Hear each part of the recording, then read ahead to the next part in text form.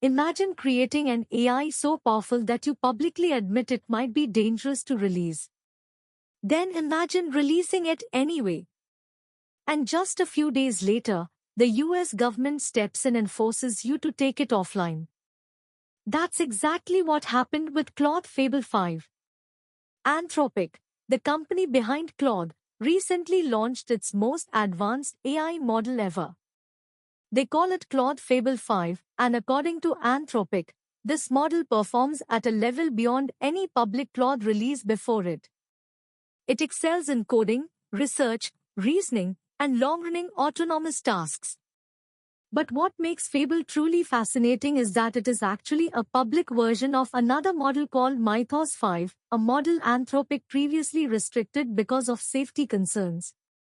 In this video, we'll break down what Claude Fable actually is, why Anthropic built it, how it compares to other AI systems, why it was considered risky, and what this means for the future of AI. Let's dive in. Claude Fable 5 is Anthropic's newest frontier AI model. Anthropic describes it as their most capable publicly available system, designed for extremely difficult knowledge work, software engineering, visual reasoning, and long-duration tasks. Unlike traditional chatbots that answer a question and stop, Fable is designed to work on problems that can take hours or even days to complete. Think of it as moving from a calculator to a digital employee. The model can maintain context across large projects and execute complex chains of reasoning that previous generations struggled with. To understand Fable, we first need to understand Mythos. Earlier in 2026, Anthropic introduced a new class of AI called Mythos. The company claimed these models had capabilities significantly beyond previous Claude systems.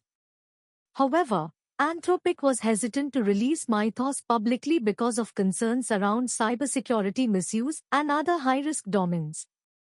Instead, Mythos access was limited to trusted organizations.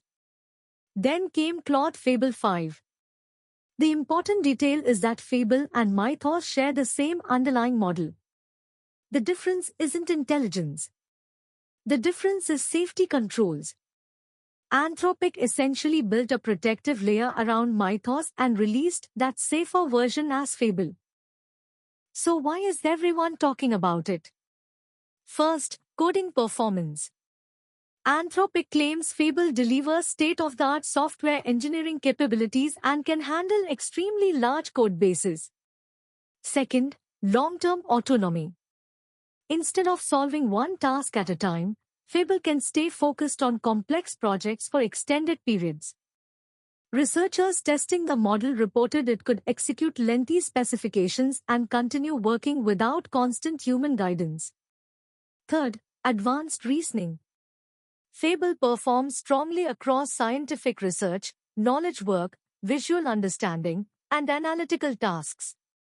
This is part of a larger trend in AI.